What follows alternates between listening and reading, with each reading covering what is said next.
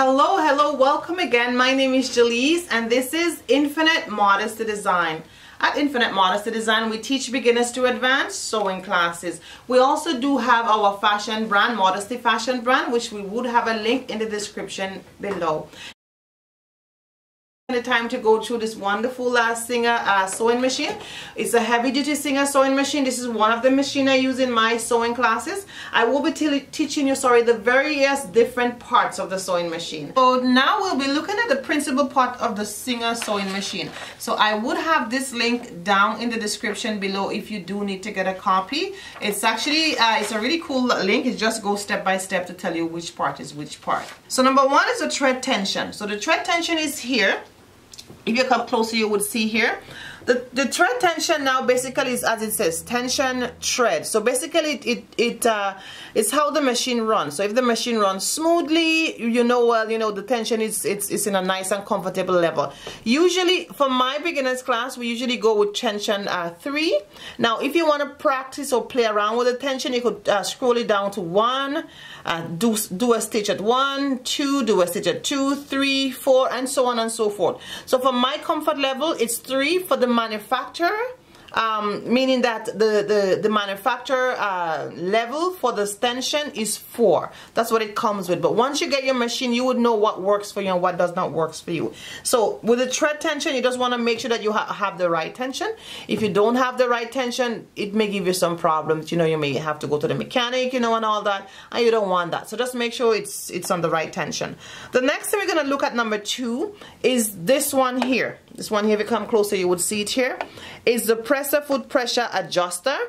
Alright, so this here, if you have a coin, you could use the coin and that would lift up the presser foot. So the presser foot is down here. I'm going to show you. We're going to talk about it down here in a little bit. But if you want to lift up this higher to feed fabric in there, then this is what you would turn the coin and the presser foot would lift up a bit higher.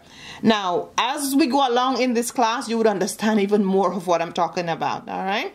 The next one we're gonna be talking about now is the thread take-up level.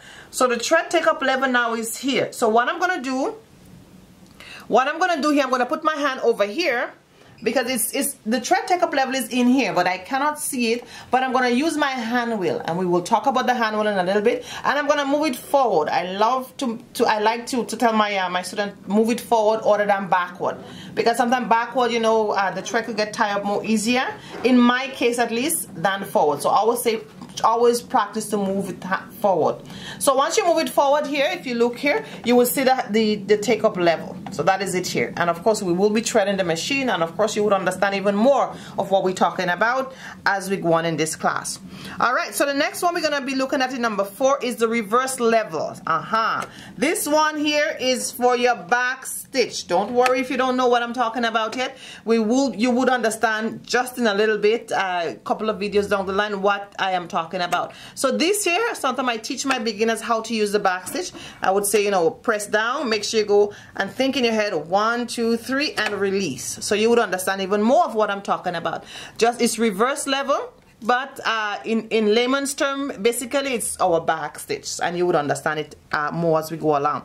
So the next one is we're going to look at is number 5 is a thread cutter. So I'm going to push the machine here so you would see a bit. It's on the side here. So what you would do, once you finish, you could easily cut your thread. Very nice and smooth, right?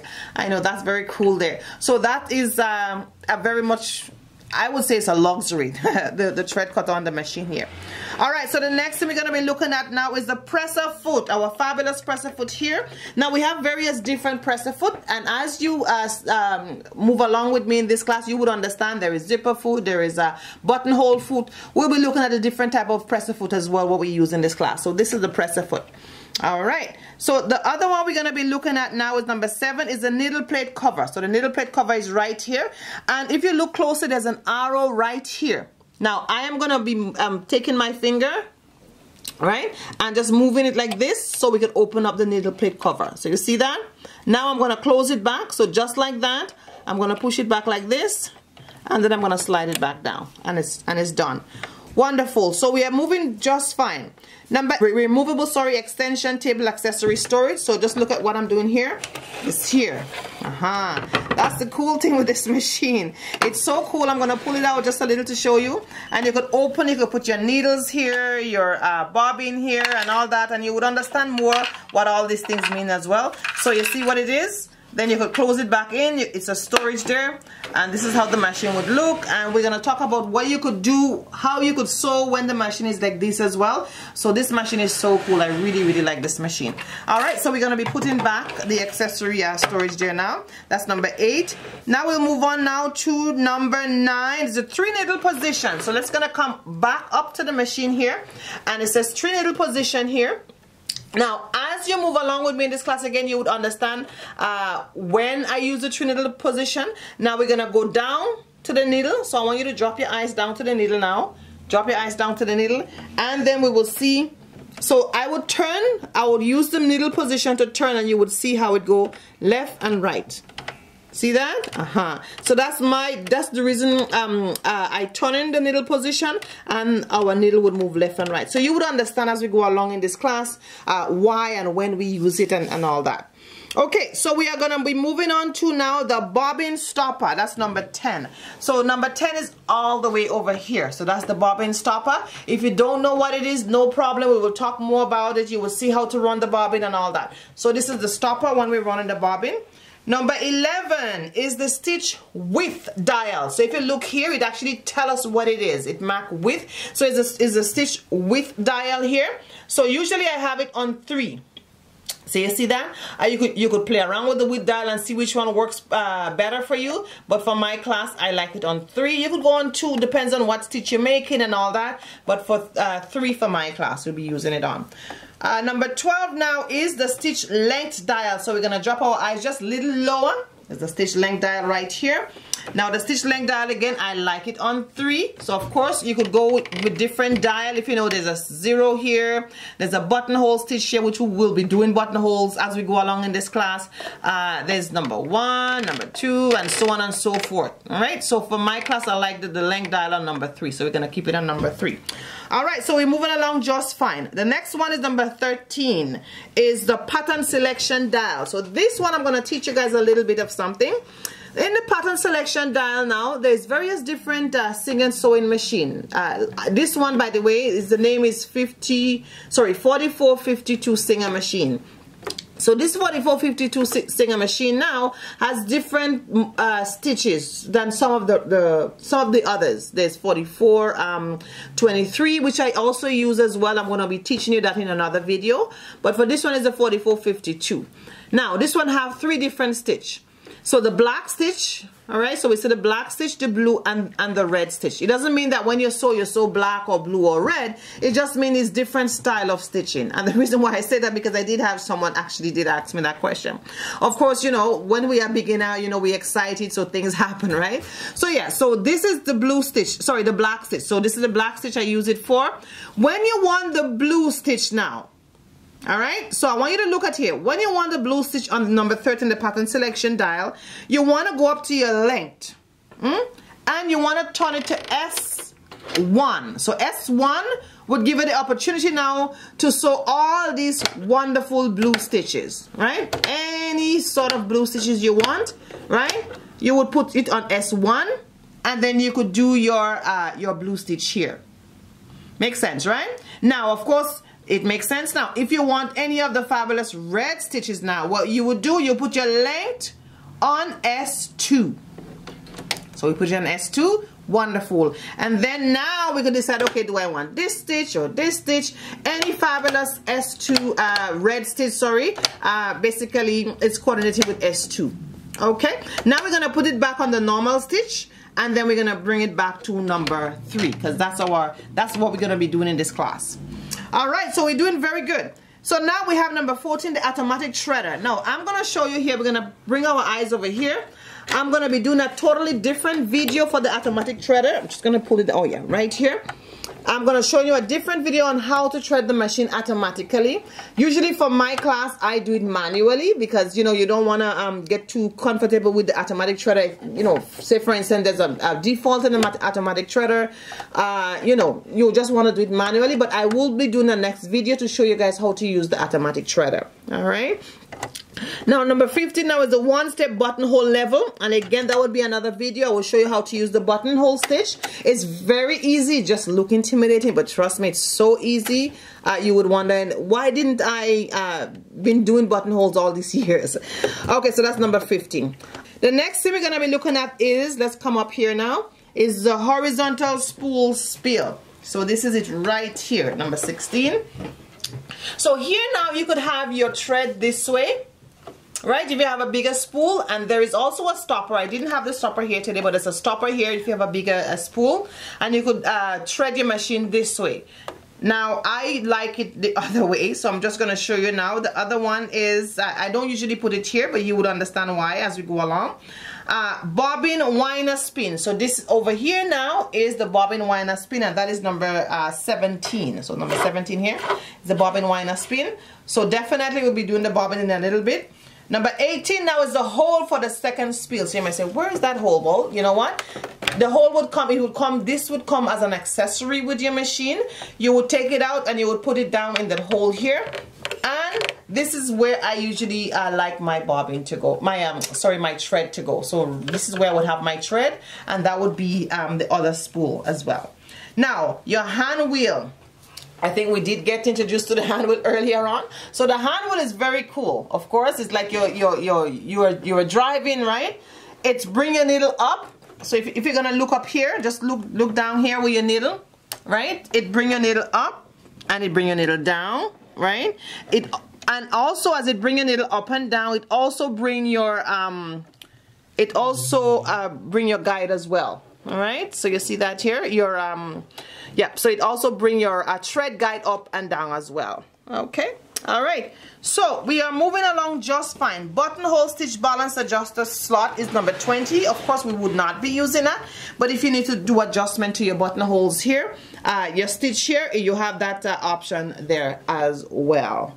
All right, so we are going to be looking at number 21. We have the power and light switch, so it's right here. We will be putting the machine on in a little bit, but just to show you the power and light switch, it's right here. All right, so you turn your machine on and off. I would be turning it on for you in the next video, of course, so stick around.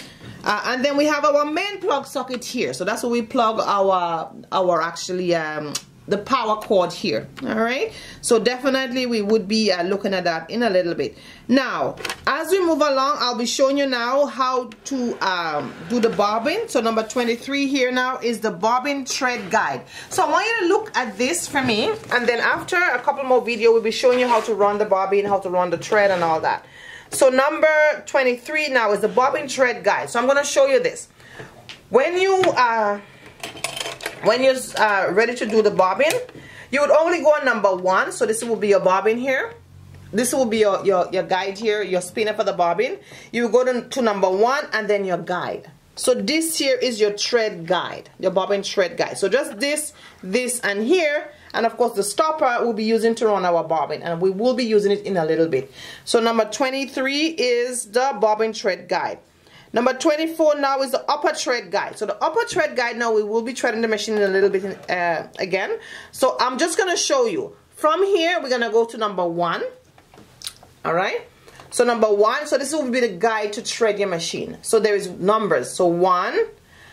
So come over and look here, number 2. So this is number 2 here. We're going to go to number 2. All right. And then this is number 3. So we come down here to number 3. Okay. And then this is number 4. We're going to drop our eyes lower down to number 4. Right? And now we're going to go back up. So what you see as the arrow is, that's how your thread would come around. Come up to the arrow. And then now we will go up to number 5. So number 5 is up here. And then from number 5, we'll follow that arrow and go down now to number 6. But before we do that, we want to make sure that our thread guide is there, so we can hook the thread around that. So that is so important. All right, then we're gonna go down to number 6. So this is number 6 here, so drop your eyes down to number 6. And it shows us how the thread would go, and then we will go through number 7 and eventually thread the machine. So that would be in the next video. I'll be showing you how to thread the machine, and of course the other video will be showing you how to do the bobbin. All right, so let's move along here in our list. Here we have upper thread guide, bobbin thread guide. Okay, great. So now is the face plate. So this part of the machine here is called our face plate. That's number 25. And then we have our handle if I want to move the machine around, right? So we have our handle. Then we have our presser foot lifter, number 27. So I'm going to turn the machine here for you. So this here now is if we want to lift the presser foot up or down. And I always tell my beginner student, never go like this. That's a no-no. So we want to take our time and just bring it down nicely. So what I'm going to do, I'm going to turn here. Hopefully you can see me well. And I'm going to reach, because that's how you would be on the machine. So that's how you would be on the machine, and you would reach here now and bring it up nicely and then bring it down nicely. All right, so that's exactly how we're never going to be doing that. That's a no-no. All right, wonderful. So now the next one we're going to be looking at is our drop feet control. So as you're here, we're just going to be looking at here. So on this machine now we could do quilting. Yes, we could do quilting. So if you're into quilting as well, so this is even the most fabulous machine for you to buy for your sewing, and for both your sewing and your quilting. So this here now is when our feed dog is up. If you see the button here, you would see this arrow here. This is like something is up, and then this is below the surface. So above the surface and below the surface. So when it's above the surface, that means we could actually sew. Right? When it's below the surface like this, we cannot sew. We could only quilt. So this is very important. Like if you have children, maybe they have touch your machine or something, you start to sew and you realize, why am I not sewing? You kind of want to check around on just, you know, on your manual, make sure does this machine do quilting and all the different parts of the sewing machine there. So when it's this way, I cannot sew. But when it come back to this way, I could definitely sew. So that's the cool thing I really, really love with this machine. 29 now. Is our foot speed control. So this would be our pedal, of course, to push our gas, to push speed there. So we're going to put it down on the floor. Okay, so that would be our level on the floor there. And of course our power cord. Right, so this is our power cord here. So this is the different parts of the sewing machine that we'll be looking at in this video today.